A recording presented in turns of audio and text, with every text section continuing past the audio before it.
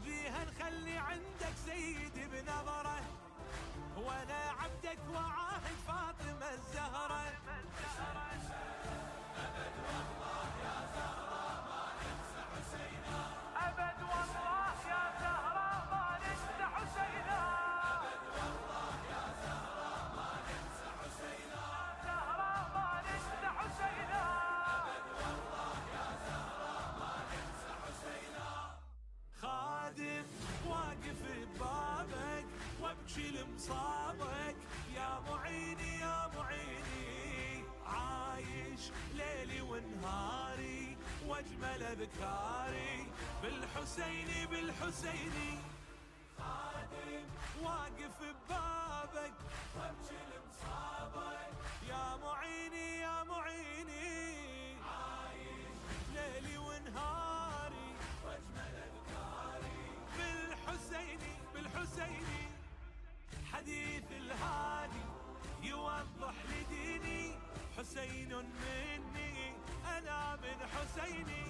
حبيبي وروحي يا راسم مصيري، ملاذ جروحي حسين أميري. نسيت اسمي خادمك اسمي، تقبلني هذا كل حلمي، عسى قبلك كنت انا المرمي، وقبل جسمك ينسحق جسمي. يا شهيدا انت نار الله، على جروحك اوين لما انا اعددها، واقول ابيات حزني دوم ارددها. الله الله حسين وينه بالسيوف مقطعينه، الله الله حسين وينه بالسيوف مقطعينه، الله حسين وينه بالسيوف مقطعينه.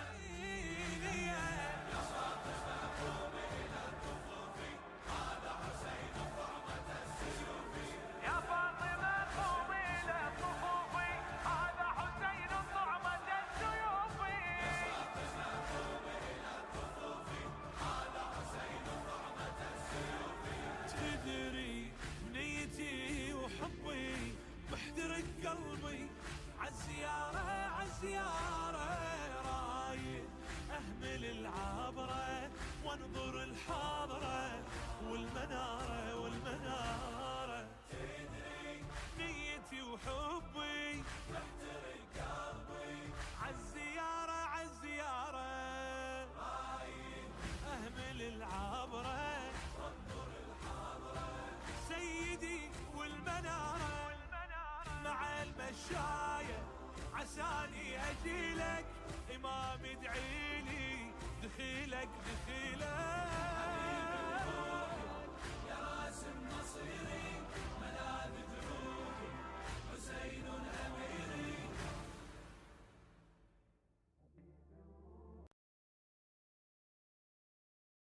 حبيبي وروحي يا راسم مصيري، ملاذ جروحي حسين أميري.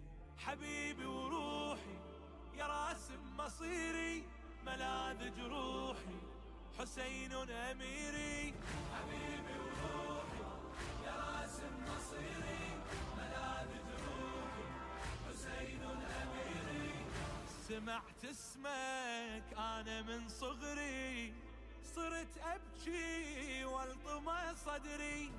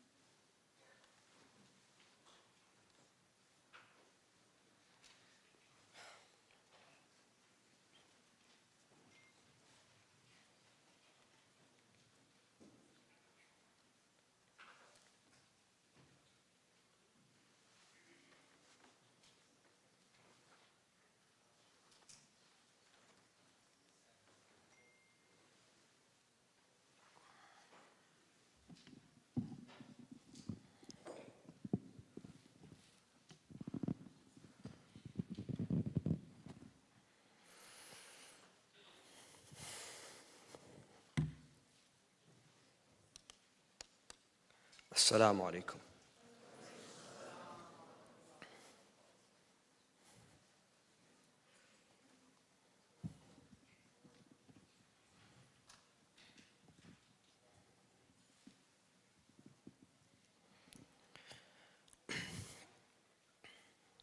أعوذ بالله من الشيطان الرجيم. بسم الله الرحمن الرحيم. صلى الله عليك يا رسول الله.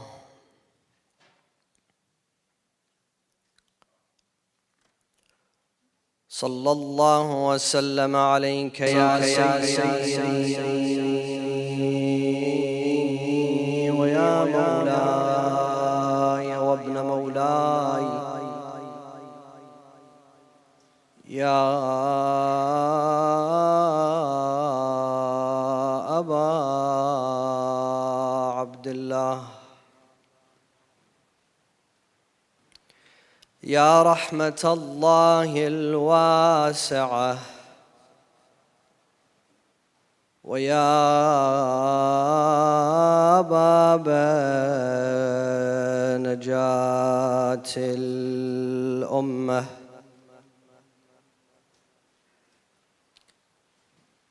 ويا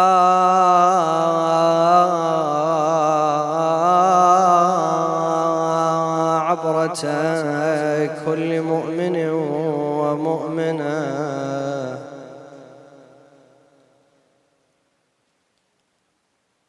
ما خاب والله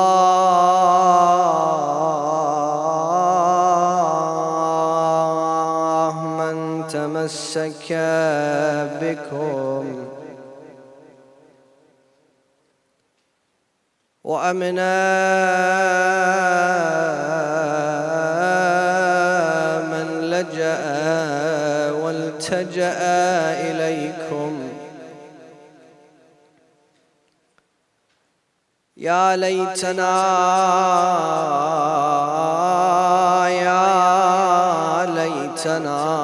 كنا معكم سادتي، فنفوز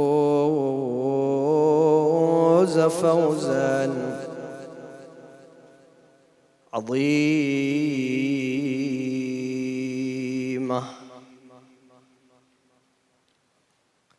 قال الله تعالى في محكم كتابه الكريم: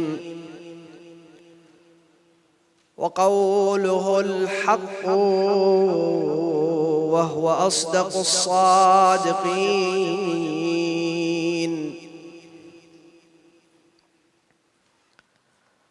أعوذ بالله من الشيطان الرجيم.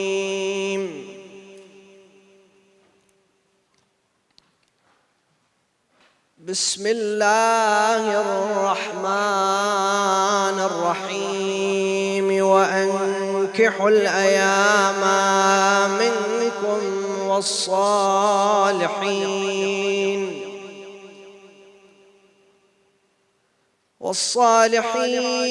من عبادكم وأنكحوا الأيام منكم والصالحين من عبادكم وإمائكم إن يكونوا فقراء يغنهم الله من فضله والله واسع عليم.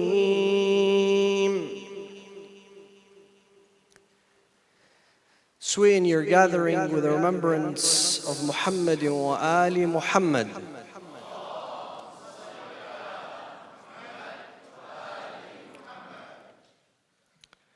As a gift to the soul of Sayyidina wa Mawlana al-Imam al-Hussein and his honorable companions, recite the second salawat.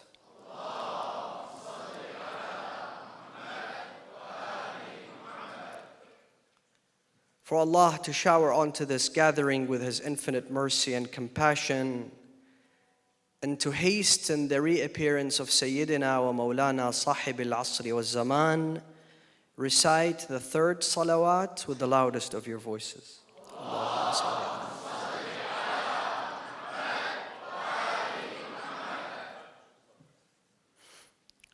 The Bachelor,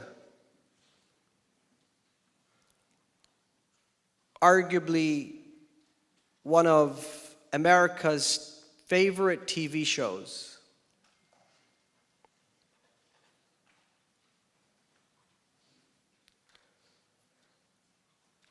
The Bachelor premiered in the year 2002, 20 years ago, with more than 26 seasons. And since its inception,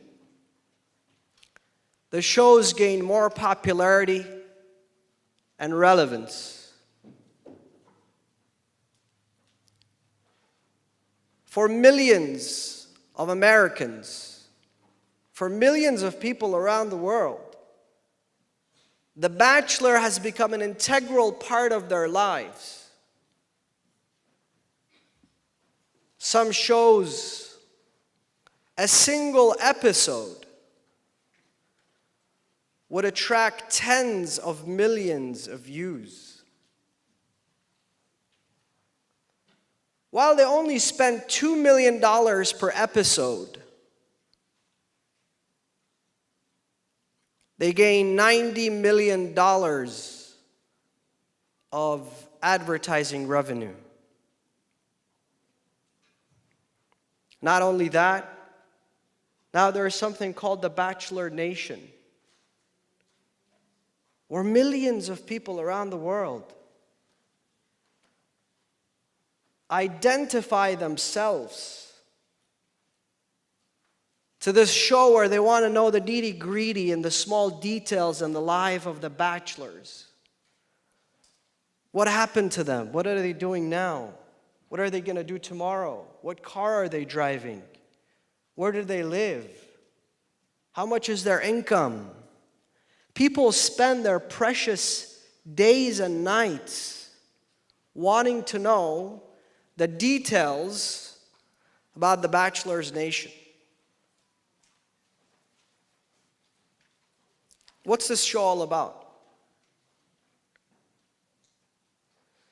This show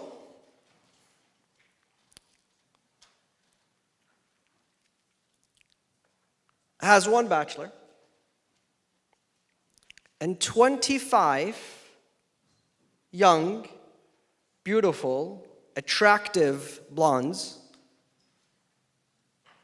mostly 10 out of 10s, fighting over one dude. And it's a serious fight. It's a battle.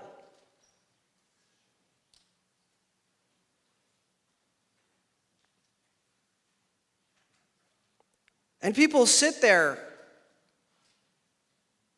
and call it a reality show. It's supposed to reflect the reality of our society. And I tell you, it's far, far, far from reality. Have you seen a 35-year-old single man and how they act in front of women? Which man has the ability to have 25 selected women fighting over him all at once at the same time? Most guys I know haven't even been on 25 dates their whole life, let alone have 25 of them where they can fight over him all at once. Guys at 35, if they're still single, they're probably on every single dating app. They've signed up for every single speed dating event in the 200-mile radius, trying to get themselves on a date. So how is this a reality of how we live?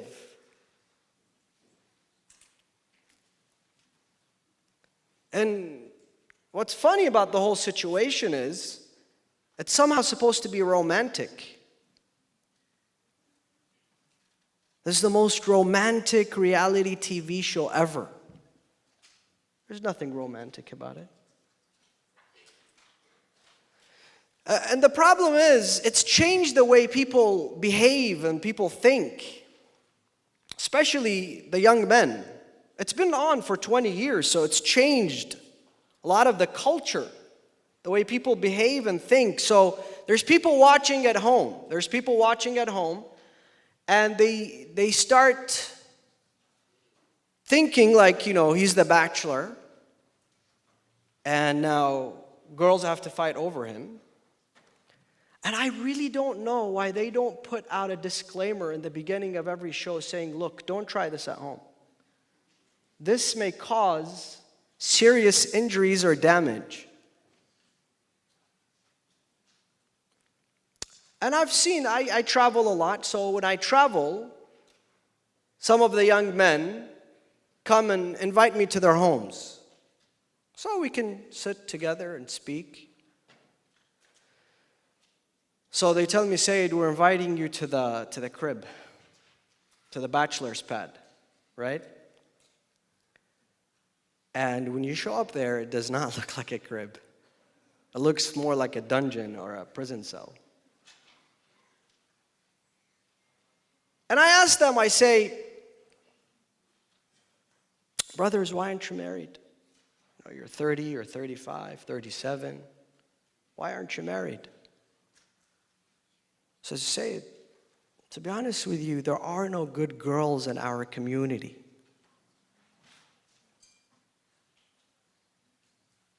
I know what they mean by that, by the way. It's not that I don't know what they mean. And it's not just the boys. It's not just the young men in our community, the bachelors in our community. The sisters as well. They think they're the Bachelorette.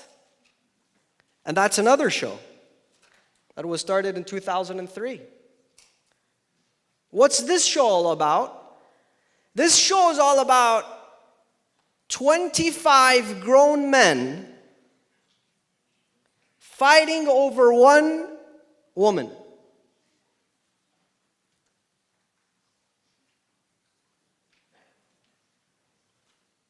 Honestly, this is the most degrading, this is the most shameful TV show that's ever been aired on American television screens.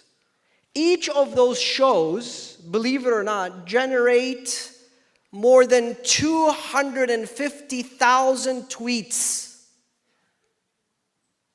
That is why the Bachelor, Bachelorette factory has become the most tweeted about TV reality show in the history of American television. It tells you the reality of people. People, this is what they enjoy. This is what they want to talk about. This is what they want to gossip about. This is what generates money. And I read a book by one of the producers of the Bachelor, Bachelorette show. This book is, you can grab this book tonight and read it. It's a quick read. It tells you about how fake, unrealistic this show is all about. In 20 years, only 6 people got married on this show.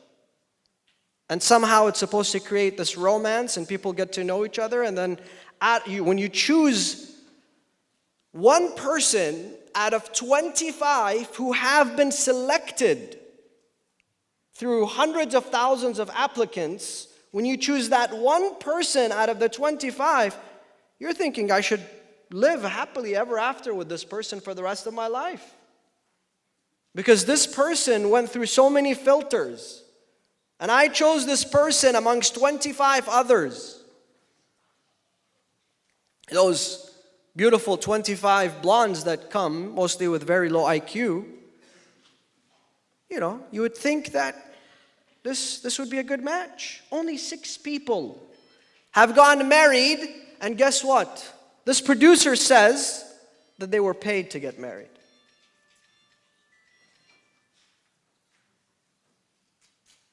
In fact, when they interview those people after, they go on a date, they interview them. Every single thing that they say on that interview is premeditated. It's scripted. They're told what to say. And we're sitting there behind our television screen saying, wow, this is so romantic, this is so beautiful. So when you ask the sisters as well, they also sometimes, we live in a bubble. Now we live in a bubble that, she thinks she's the bachelorette as well. So without getting sidetracked, many of the young men in our community believe that the solution is to import.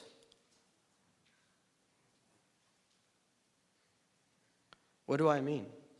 MashaAllah, you're all into business here in this community, so I don't mean importing, goods and services from China or different places. No, I meant something else. And look, today,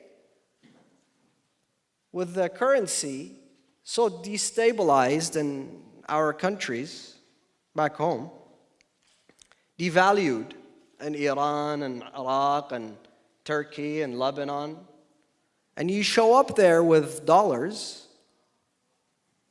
you literally become like the American consulate.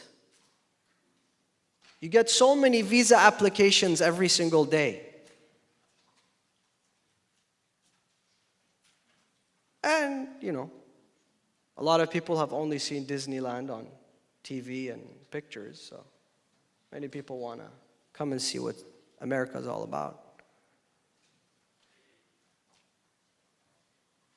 And somehow this is supposed to ensure a joyful, very happy, enduring marriage. But recent studies indicate that there will definitely be an imminent culture crash. It's unescapable. And for the sisters, I don't want to generalize, by the way. When I speak tonight, I'm trying to add a little humor, but I don't want to also generalize. Some of us are waiting for Mr. Perfect. Mr. Perfect is never going to show up. Unless you have some connections with Imam al-Mahdi, Ajalallahu ta'ala farajah.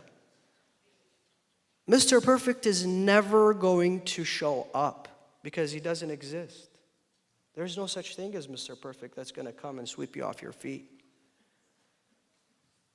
Yeah, when we sit there looking at Instagram and TikTok and Kylie Jenner and what's the guy's name? Scott. What? Huh? Travis Scott. And how they're fighting over their own private jets. Are we going to take my private jet or your private jet? And this is the biggest problem they have. Or, no, you're more realistic than that. You see your friends who are married, and they post their pictures, their Eid pictures, with their family, with their friends on social media, and they look so happy, and they look so devoted to each other, and they look like... And now it's become a trend where couples travel with each other and they post pictures and videos and they go to restaurants together and they're blogging together. And it just looks so beautiful. Looks like they have absolutely no problems whatsoever. And I tell you, that is far from the truth. There is no such thing as a perfect couple, perfect marriage, Mr. Perfect, Miss Perfect. There is no such thing. Those same people who are posting those pictures before the picture and after the picture, they had an argument. Because she was saying, I want you to put your hands around me in the picture, and he said, I don't feel like it. So they had their whole argument, but then when they were taking the pictures, it was all smiles. It's not all milk and honey, believe me. We have to be more realistic. We have to be more fair and tolerant. And I tell you why I chose to talk about this, because I feel that the bachelorette lifestyle of those who attend majalis, practicing followers of the Ahl al-Bayt, needs to change. And it needs major change. Brother, if you are a follower of Imam al-Hussein, if you are a follower of the Ahl al-Bayt, if you attribute yourself to Amir al-Mu'mineen and Imam Hussein, the only thing that resembles your Shi'ism shouldn't be the Dhul Faqar chain that you put here on your neck. And you go to the gym and you work out and you post pictures online with Dhul Faqar. Or tattoos of the Dhul Faqar or Ya Ali or something like that. Resemble the Ahl al-Bayt with your akhlaq, with your mannerism, with your honesty, with your integrity, with your generosity, with your kindness, with your compassion.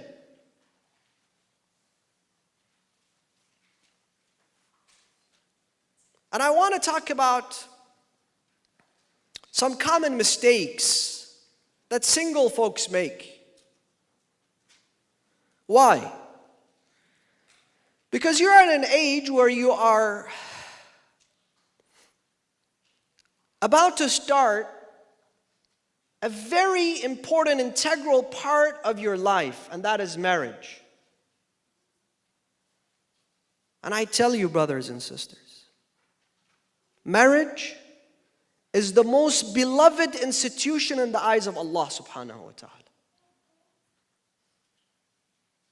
It is the most honorable institution in Islam. It is holy.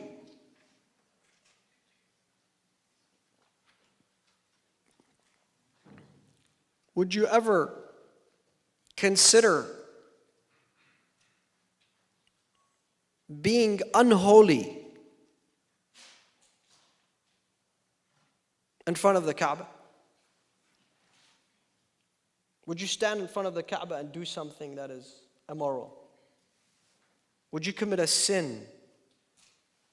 Would anybody do anything indecent in front of the Kaaba? Why? Allah says the honor of a mu'min and a mu'minah is more important to me than the Kaaba. Those are my words. This is a hadith Qudsi from Allah subhanahu wa ta'ala. So when you're about to start a family, think of it as greater and most holy and more sacred than the holy Kaaba. And I'm going to talk about this soon, inshallah.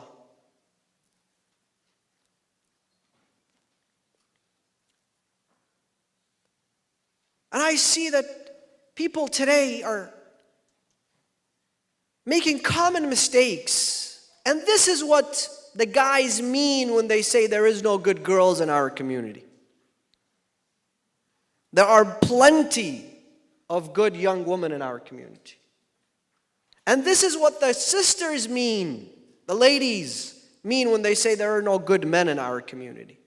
There are many good individuals, noble individuals, honorable young men in our community. So what's happening here? I'll tell you what's happening. Number one, for the men,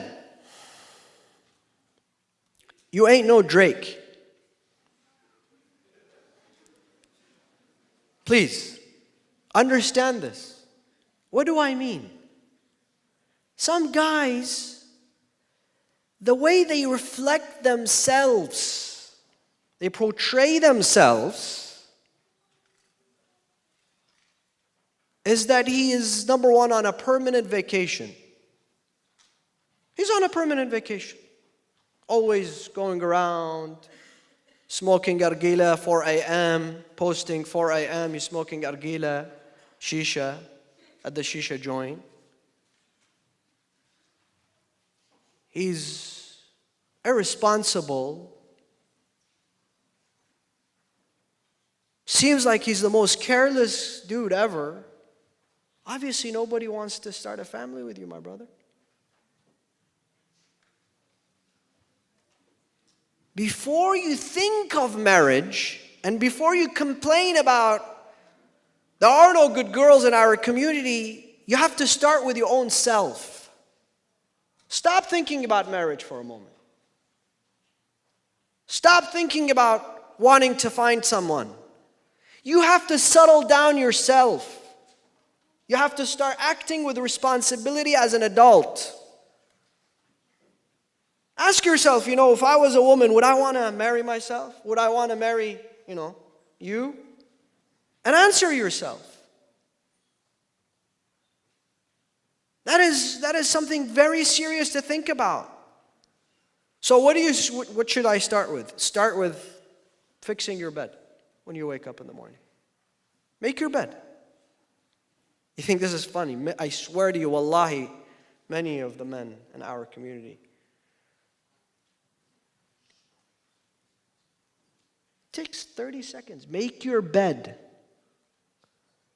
Learn how to use a vacuum cleaner. Watch a YouTube video. How do you turn it on? How do you vacuum? Start acting more responsibly. Make better decisions. Don't stay in this teenage phase. You're no longer a teenager. Now you're an adult. You want to become a father. You want to start a family. You're going to be responsible for other individuals. If you're out there every day smoking shisha until 4 in the morning, when are you going to wake up and go to work? Work hard. Don't say, no, inshallah, when I get married, now I have my freedom. When I get married, I have to work hard. No, start working hard today. Take life seriously. Most importantly, cut some of your friends. Look, you were a friend with this guy in high school, maybe college. Do you still need him? Is he really a friend? Is he somebody positive in your life? Yes, you may love this person. You truly love this person, but sometimes you need to cut that relationship. If this person is calling you every night, yalla, shisha is ready, the faham is on the fire. Cut this guy out of your life. I'm not saying don't ever smoke shisha, don't ever have fun, don't ever hang out with you, but don't get addicted. And look, some people, let me be honest with you. Some people, they come from money. MashaAllah, his dad, he's very wealthy. And he's giving this guy $10,000 at the beginning of each month. Let him go and do whatever he wants with it. Is that the case for you? You got to hustle. You got to work hard. Today you are young. Get yourself in the habit of waking up early. Sleep early. Exercise. Think of yourself. Think of your health. Get a haircut. I see some people, wallah, some of the youth today. I'm thinking, why? Is there no barber in your city? What's happening? Get a haircut. Fix your beard. Some of them, his beard starts by his eyes and it ends, it gets connected to his chest hair. Groom yourself. Take care of yourself. Iron your clothes. Dress properly. Don't dress like you're in the 9th grade. Well, I've seen some 30-year-olds, they dress like they're, in the 9th grade. This is inappropriate. This is not manly. Ask this side of the hall. Does anybody want to get married to a 30-year-old man who dresses like a 9th grader? Raise your hands. It's common sense.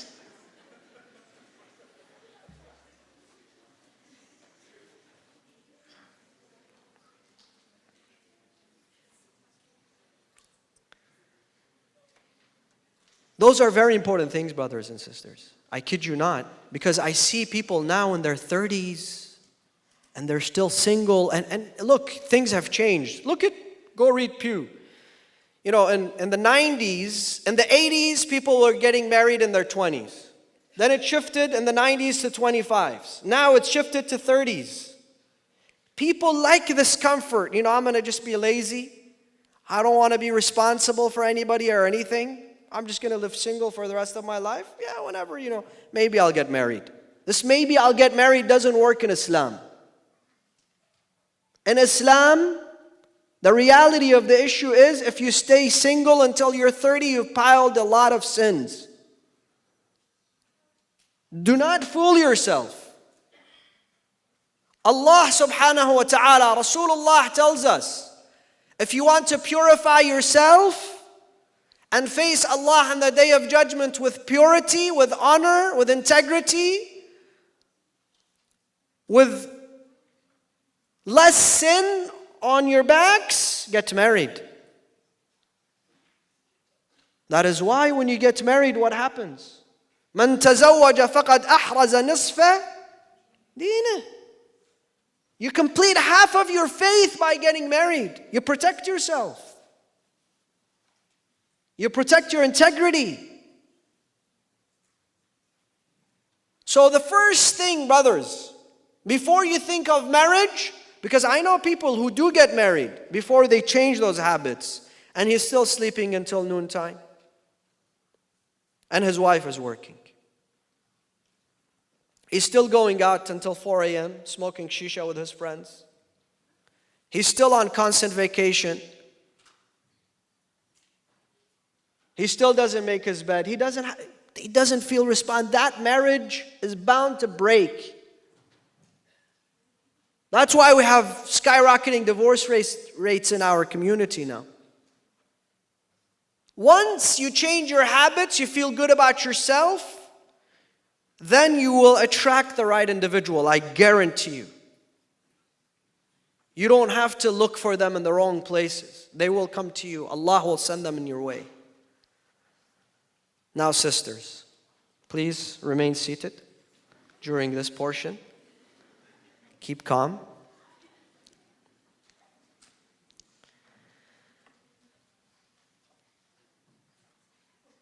Can we have some security?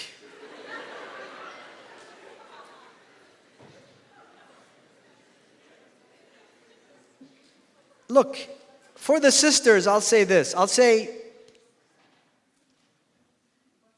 unfortunately, the sisters also portray on social media what they really aren't. And that is the truth. And I don't want to generalize. I don't want to say every single one. Some of you will say, I don't even have social media. I'm not talking about you. Okay? I'm referring to what's causing this problem. So now we know, when the sisters say there are no good guys in the community, we know what the problem is. They want somebody responsible. They want somebody who's ready to start a family. Now, what do the guys mean when they say there's no good girls in our community? Look, I know a lot of the sisters, they help their mothers in the kitchen, for example. They cook, they clean. But they never post that on social media. That she's helping her mom in the kitchen, or she attends a majalis in full hijab. She's part of the community. She's volunteering. That never shows up on your feed. But what shows up on their feed? Oh, I'm struggling to get into Louis Vuitton. It's been like 2 hours already. And I'm trying to buy my Louis Vuitton bag. And it's been a hard, terrible day.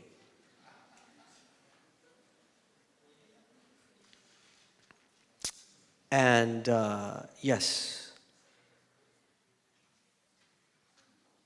nobody wants to see your nails on social media either.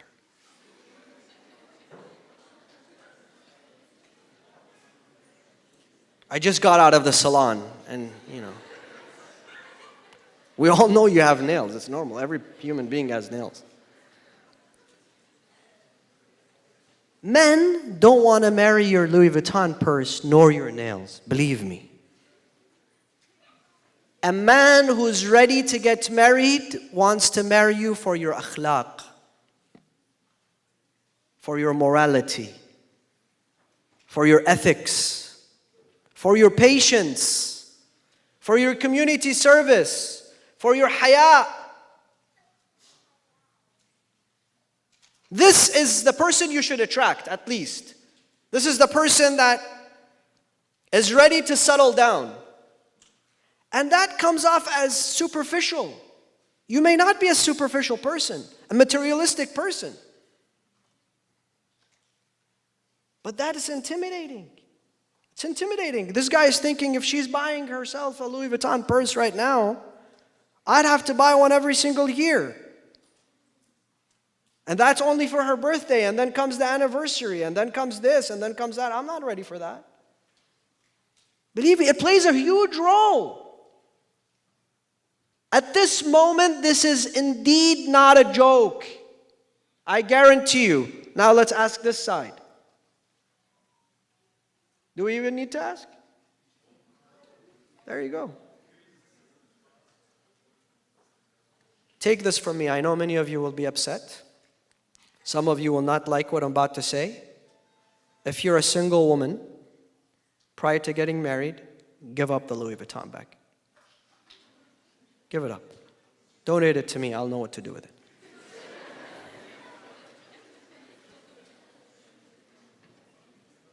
Do not, I know many of the sisters in our community, they have a passion for faith and motherhood and taking care of their families and iman and faith and akhlaq, but that's not what's appearing on your feed.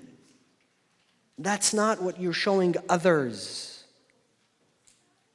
And that's what guys mean by there are no good girls in our community. Because he's not ready to settle down for somebody who he thinks he can't keep up with. The only way for me to get into her heart is through the Louis Vuitton bag. If I can't afford getting her one, she won't like me, she won't love me. Those are common mistakes that I believe have created a huge roadblock for people in our community to get to know one another. Another issue is, brothers and sisters, it is the community centers themselves, the leadership in our communities. We have many sort of programs now. Ashura, Fatimiyya, Arba'een, Hawza, feeding the homeless, many. But we do not have a proper method for people to get to know one another. Now there are some attempts, but I don't like them. Why? Because the first time this young woman sits across from a young man, they have to talk about marriage. She doesn't even know him. It's very weird for you to sit across from somebody for the very first time. Salamu alaikum, what's your name? My name is Ali. What's your name? My name is Fatima. How many kids do you want to have?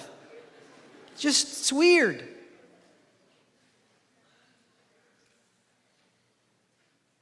Let them be in a structure where they're attracted to each other's minds, intellect, spirituality. Let them get to know each other first without having to talk about marriage. Without having to talk about things that make things awkward, because maybe she'll talk to him, he'll talk to her, maybe they see each other and such, and they don't want to get to know each other for marriage.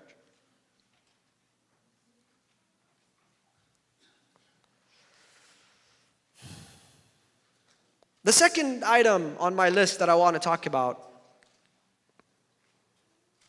is we have to treat this issue as an act of worship. It's not high school anymore. Now, this is not, a fling or you're just getting to know someone to kill some time. No, this is about marriage. This is about family. So treat it like an act of worship. Why? Why do I say an act of worship? I just told you, Rasulullah says, "Man tazawwaja faqad ahraza nisfa deenah." Half of your faith is completed through marriage. Salah, Siyam, Hajj, those are acts of worship. Do you take them lightly? Do you go to Hajj and you say, well, I don't have an ihram, let me just wear my shorts and show up? You don't do that. No, you want to know all the laws and regulations and rules, and you want to do it right. And when you stand up for salah, you don't say, well, I don't have wudu today, let me just pray without wudu. No, you're going to go and do wudu because you know that salah without wudu is incomplete. It's an incomplete act of worship. It's not even accepted. So what about an act of worship that guarantees half of your faith? A lot of people don't look at marriage as an act of worship. It is a part of your life that is also an act of worship. You seek nearness to Allah through this act. Once you look at it as an act of worship, you're going to think differently about it. Why? Because can you seek nearness to Allah, my brothers, sisters, listen to me. Can you seek nearness to Allah through something that is materialistic? No. You cannot, you cannot completely occupy Allah subhanahu wa ta'ala. I want the youngsters to also listen to this. I'll kind of make it more relevant so you understand me better. You cannot fully bring Allah into your hearts where Allah is the only thing occupied within your heart if there is something else called hubbud dunya, the love of this dunya, the materialistic world.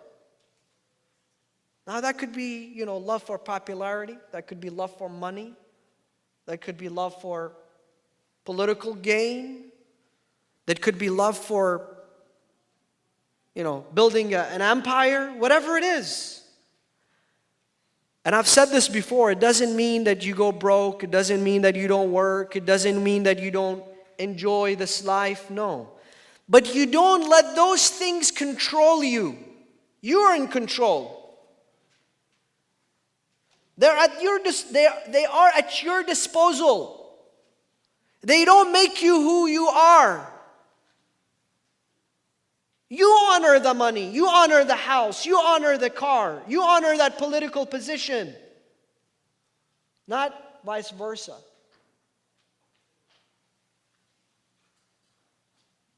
So,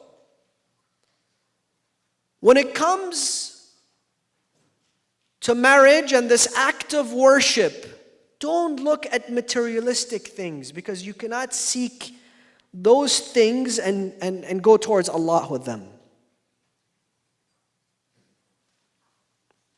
In other words, when you're looking at somebody for marriage, the first thing on your list should not be looks. The first thing on your list shouldn't be looks. Believe me.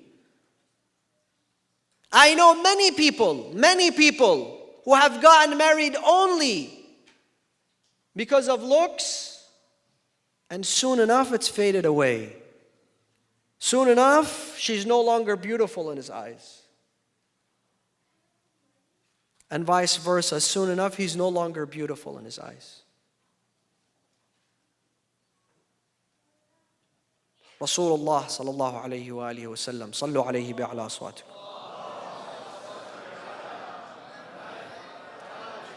Says if a person gets married to someone solely based on their physical appearance and physical attractions, they will never find happiness.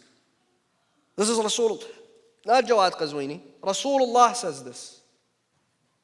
And I would take his word for it. I know people who are not even looking to get married. It's not even, on their list now. But as soon as he sees somebody and she's beautiful, now he's out of a sudden going to his mom.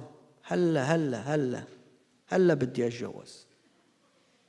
And his mom, of course, she has a list of all his cousins and everybody ready for him. So she says, yes, inshallah, I'll take you this summer to Lebanon and you get married. He says, no. I have found someone. And he's blinded now, blinded. All he wants is to get married to this person. But in the end of the day, there is something else that you should look for as well. Her akhlaq, her mannerism, her iman, her virtues, her integrity. And I want to also add this. It shouldn't be, it's not the most important item on the list, but it is also important, her family. And also the same thing applies for the sisters. Don't marry a man just because he's good looking.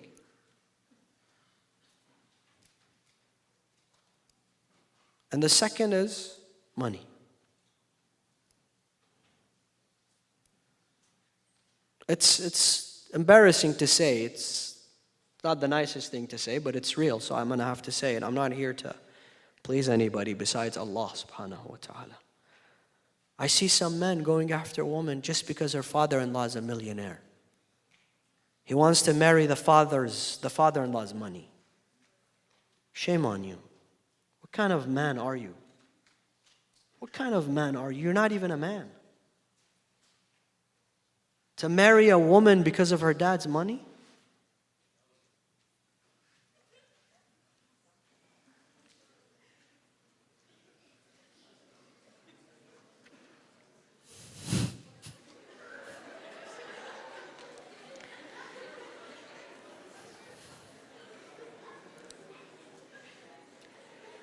Take this guy's picture and put it somewhere. Show your fathers.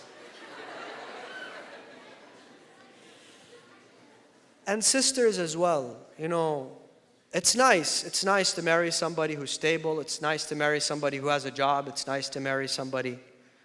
But don't picture yourself that there's this guy, he's making $250,000, $500,000, $1 million a year. Now at the moment he's driving a Porsche 911.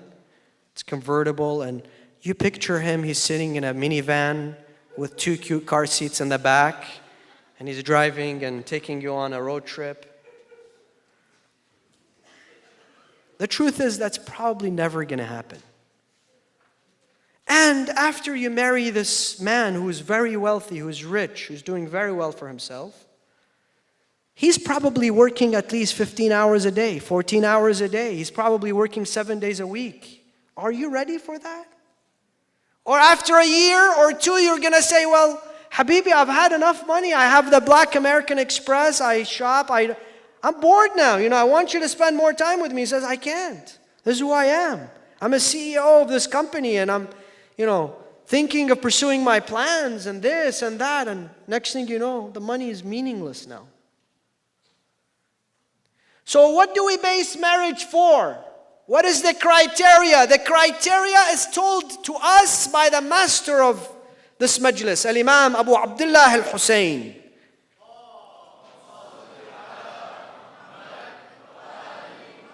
He says, marry someone that has faith and akhlaq. Iman and akhlaq. Those should be the number 1 and 2 on your list. And then other things should be there as well. I'm not, undermining the value of whatever else creates compatibility and understanding in marriage.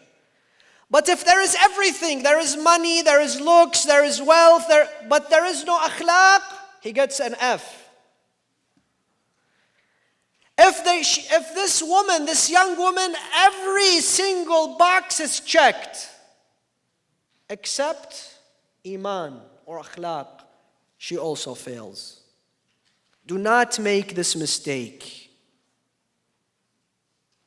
Also, before I conclude, I want to say this.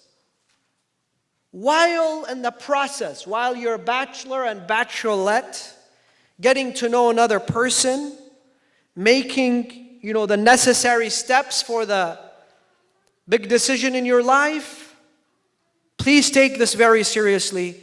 Now we're no longer joking. Be honorable. Be honorable. I have seen time and over again now. Just last week, Somebody introduced me to a young woman who was contemplating suicide. We had to save her from taking her own life. Why? Because she trusted a man. And when she told him, I will not marry you, I don't want to marry you. This is not I'm not forced to marry you. What did he do? He sent indecent pictures of her to her father. Be honorable. How can you call yourself a human? I'm not even saying the follower of Imam al-Hussein. A follower of Imam al-Hussein those thoughts wouldn't even cross his mind, let alone he would do them. Be honorable. The same thing goes for the sisters. If you were to get to know someone and it didn't work out, be honorable. Do not go after his family, his reputation, his name, his career. Look at social media today. People have no breaks on social media. They're talking about things that are extremely private, destroying people's lives. The next thing you know, this person will take their life, and you're responsible. Allah on the Day of Judgment will hold you responsible for ruining someone's reputation, for wrecking their homes. This young woman, her father had a heart attack.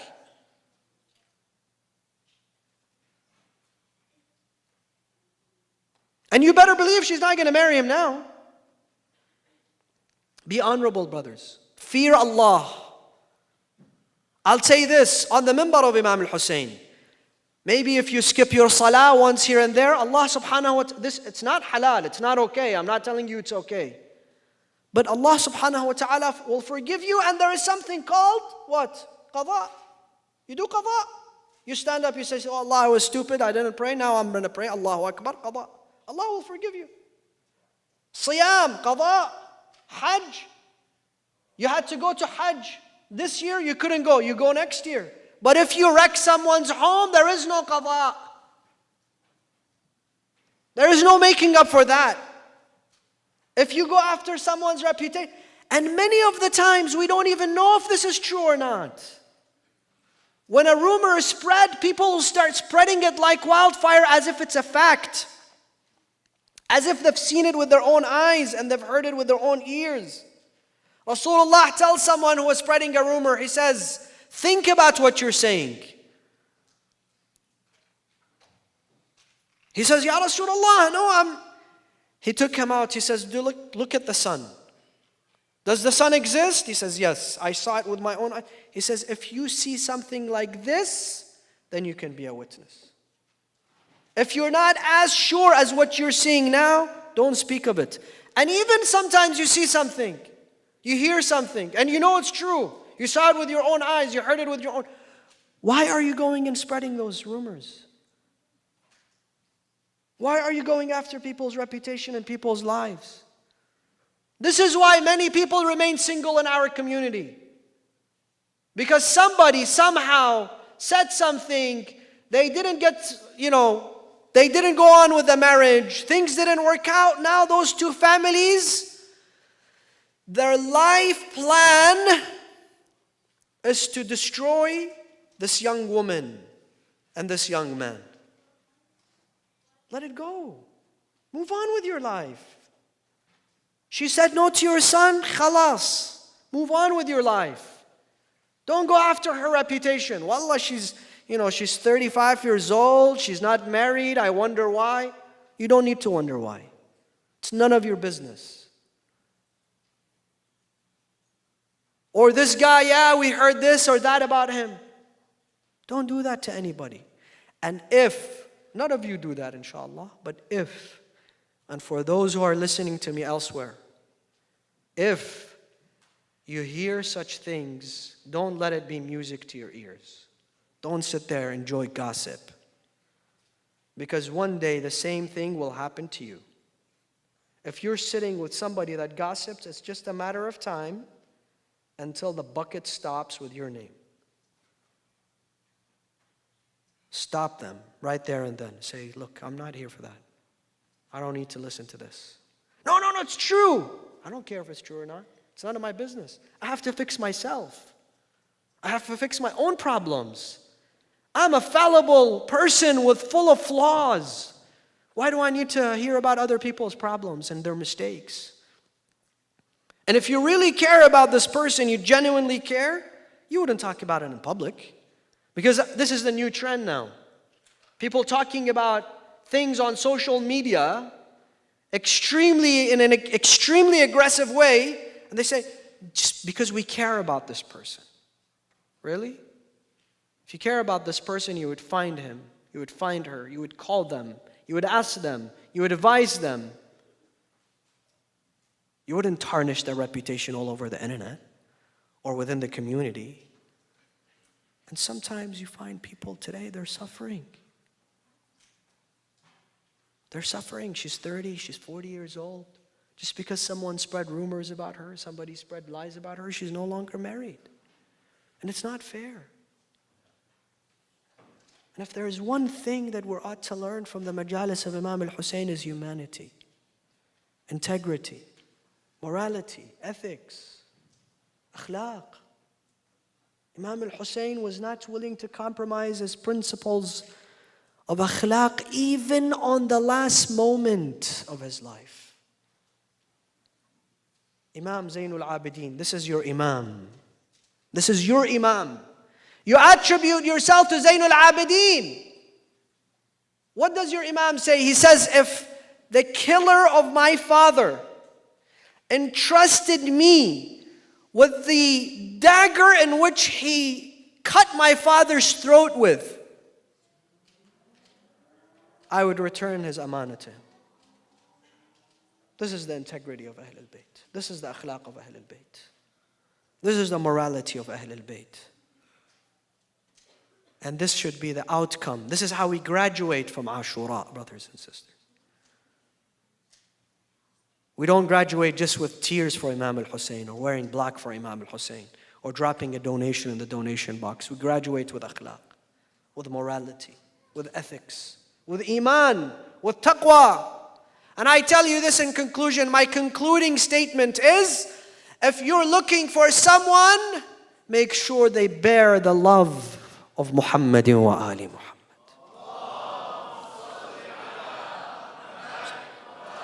There is nothing that beautifies a person more than if they bear the love of Imam al-Hussein. They are a Husseini. And for you to have offsprings that are Husseini, that love Imam al-Hussein, that want to be the servants of Imam al-Hussein, because this is how Shi'ism was inherited until today. People who bear the love of Imam al-Hussein. They are proud servants of Imam al-Hussein. They are the khuddam of Imam al-Hussein. And tonight, I want to take you to a special individual in the camp of Imam al-Hussein. And she is known to be Babul Hawa'ij. So for those who have hajat, whatever your haja may be, I'm going to take you to the right door tonight. Wallahi, you will not go empty-handed. Millions of people have tried her.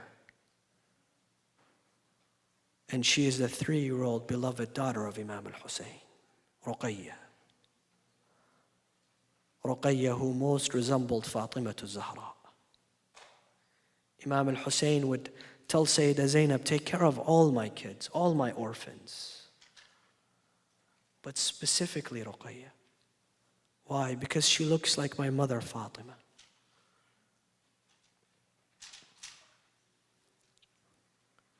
And Imam al-Hussein came with his family. He arrived to Karbala. He camped there. And every day he would go and spend time with his children. And they felt what was happening. They felt what was coming. Some of them would ask him, "Oh, Father, why are you treating us like we're orphans? When are you going to take us back to the city of our grandfather Rasulullah? When will we go back to Medina? What are we doing here?"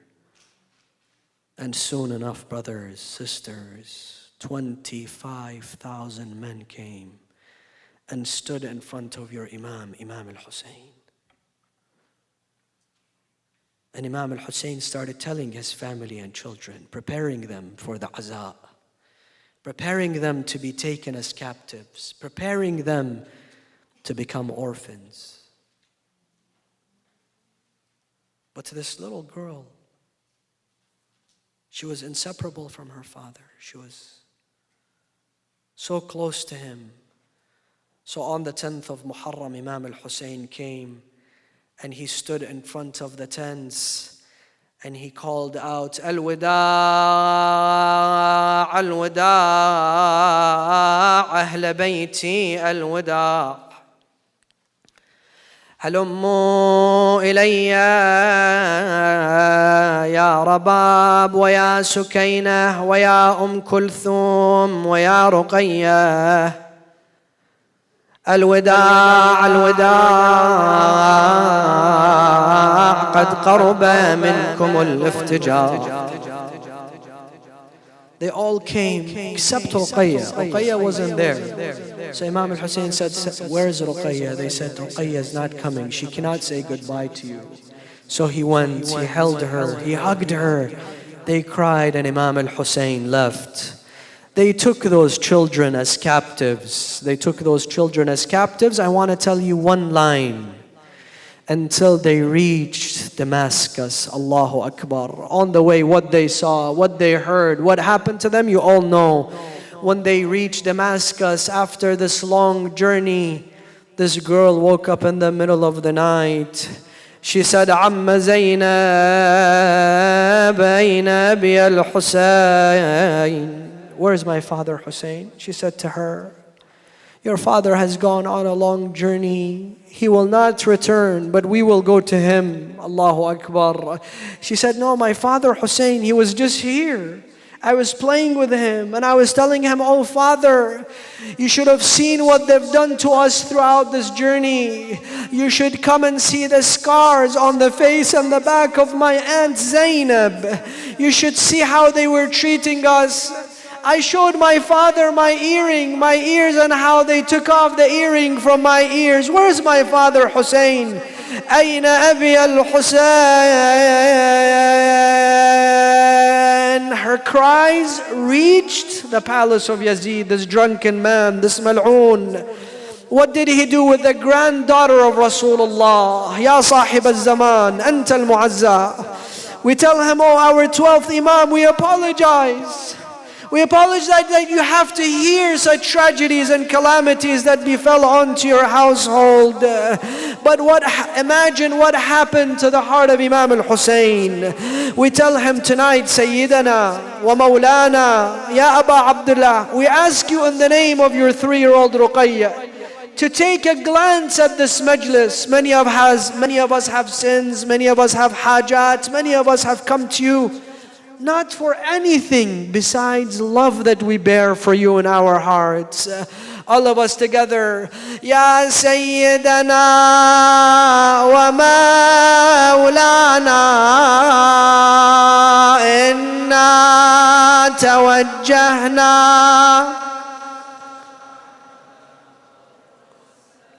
Brothers, sisters, all of us together, those who want to show their love for Imam al-Hussein. I know you're all the lovers of Imam al-Hussein. Ya Sayyidana wa Mawlana, inna tawajjahna وتوسلنا بك إلى الله وقدمناك بين يدي حاجاتنا يا وجيها عند الله. I don't hear the brothers and sisters upstairs in the second floor in the back. All of us together. Ya wajihan 'inda Allah. One more time to get that special glance for Imam al-Hussein. from Sahib al-Asri wal-Zaman, for he is the master of all those aza. Ya wajihan 'inda Allah.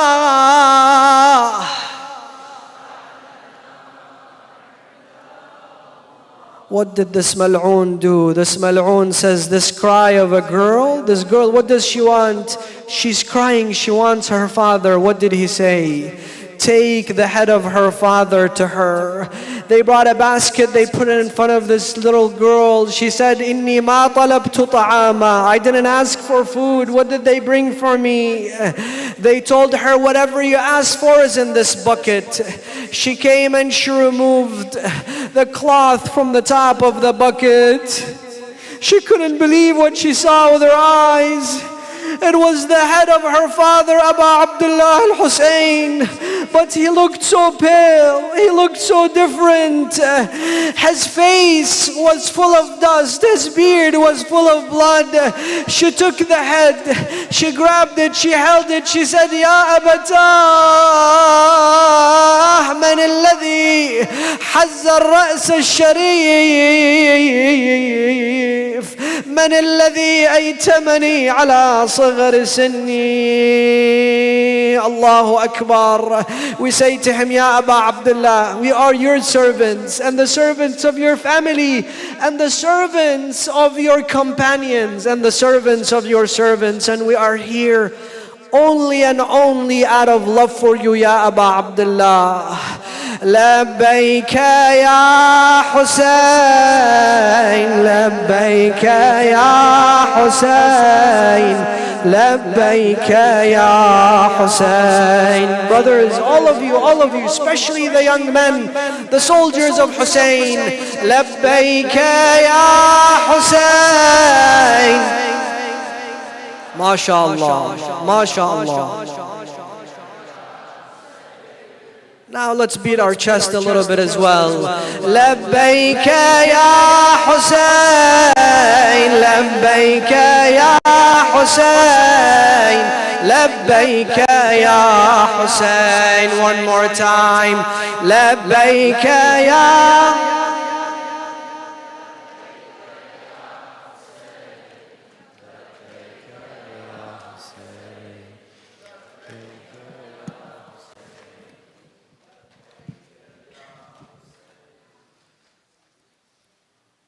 Of the many tragedies of the day of Ashura, breaks the heart the most are the tragedies of the young daughters of Hussein. Because when Zainab would see Abbas fall or see her brother with severed hands, at least she understood. This is her brother, he went to get water and they killed him. When she saw Al-Qasim being dragged on the floor by the enemies, at least she understood. This is my nephew and he is being killed by the enemy. But Ruqayya is left breaking her heart, asking her, Auntie, where is my Uncle Abbas? He promised he would bring us water. It's been hours and he hasn't returned. Auntie, where is my father Hussein? Why did you weep so much when he left? Auntie, why are they burning our tents?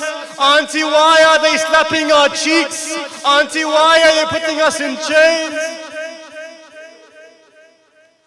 And of the daughters of Hussein, one of them perhaps breaks the heart the most. She didn't witness Karbala. Imam Hussein, when he left Medina, took with him his family and his children, but he left one behind, one young girl who we call Fatima al-Alila. As the Sayyid mentioned, Sayyida Ruqayya is a daughter to Hawa'ij, and Fatima al-Alila is also a daughter to Hawa'ij. Fatima al-Alila, we don't know the reason why Imam Hussein left her behind. Some mention that maybe she was sick, but some mention that she reminded him so much of his mother Fatima al-Zahra that he could not bear to bring her with him to the plains of Karbala. It's as if he couldn't bear someone who looked like his mother to see everything that would happen to him. But this young girl doesn't understand. She sits there in her house alone after the caravan has left, and I want you to take your souls and your minds to the land of Medina, to this house of sorrow. Because nothing hurts more than not knowing what's happening to your father. As he left, took with him the children. She says, she speaks to the sky, she speaks to the wall. She says, when will my father return? I yearn for his warm embrace. The loving sight of Hussein is gone, and nothing takes his place. I'd give anything to see him return. He was my everything. She says, is this what the world does to us? I'm a child with a few years, with scars upon my head. I'm no older than 4 years old, and yet my back is bent like I'm 100, and my small hand, it frightens me, because when it was placed within his, I would see his hand instead. Hussein would hide the world from me. When he left, he took with him my small eyelids. And now, all that I can see is me left alone in a world too big. No father's hand to hold on. He is gone, along with my Aunt Zainab. I'm a princess with no king. I count the days, and they become months, and I've only learned to count a few numbers. I count one God and one Father, only one Hussein and one son of Zahra. If he knew that it would kill him to see me reminding him of his mother, then surely he'd come back alive. Because what could kill him more than from me being far? What if his travels are long? I long to ease his journey. If he has gotten thirsty, then surely he'd rely on me, and water I would bring. When I wake up, there is no pure scent that once smelt sweet like the dew of the morning. When I sleep, there is no comfort, not knowing what dark night sorrow shall bring. Father, I am only 4 foot tall, and the stars are too far away. To them I cannot cling, but they aren't farther away than you are. How I wish that you and not them I was seeing. How I wish that the skies would fall, and all, because nothing matters except your blessed return. And I yearn for the skies to shatter. I am awaiting. You are my everything. What am I but a mere toddler, while the weight of this grief is like a mountain? What am I but a young small girl, while the weight of this grief is on my chest like a mountain? And there is no Abbas to lift it up from me, no Qasim, no Akbar, and no Hussein. It's as if the planet itself has left me, and alone among the stars, here I remain. No sun, no moon, and no brothers, not even death to soothe your young daughter's pain. And I hear al-Baneen wishing that she had more sons. Much like her or my father, I swear my master is one, and his heart I'm yearning. I stand waiting until my knees become weak and then they collapse to the floor. I stand waiting until my knees become weak and then I collapse to the floor. How oppressive is his silence. It's as if a tyrant has burst through the door. When I fall on my rib. When I fall on my rib, with no father to bring me back up anymore. The brother of Muhsin is absent, but distant I still feel my father's tears pour. So I say farewell, O son of Zahra, as Haydar still walks beside you, while Fatima is with me, and we shall await the few. And yet still, I hear the neighbors complaining, saying, where is the aid of our neighbor? I hear that the hungry are starving, saying, tell us, where is our nourisher? I hear the deaf and I hear the blind weeping, saying, for us, does Hussein care no longer? I see that birds are returning from Karbala with blood in their wings as they flutter. And I see that the birds here no longer recite, and dead silence is the morning. And the sun edges out with its rise, as if for you, O Hussein, it is searching. And the house of God is barren, it gives no life to those circling. The Prophet's tomb is always damp, and in his grave I hear his body weeping. And when your shadow did return, Father, it returned with no head. When your shadow did return, Father, it returned with no head. Your horse returned, bathed in amber. How much of your blood did they shed? Are your veins still flowing with blood? Are your veins still flowing with blood? Or do they flow with tears instead? My heart beats, but my soul is gone, while you drowned in the blood you bled. My heart may beat, but my soul is gone, while you drowned in the blood you bled. Assalamu alayka ya Aba Abdullah. وعلى الأرواح التي حلت بفنائك عليك مني سلام الله أبدا ما بقيت وبقي الليل والنهار ولا جعله الله آخر العهد مني لزيارتكم. السلام على الحسين وعلى علي بن الحسين وعلى أولاد الحسين وعلى أصحاب الحسين جميعا ورحمة الله وبركاته.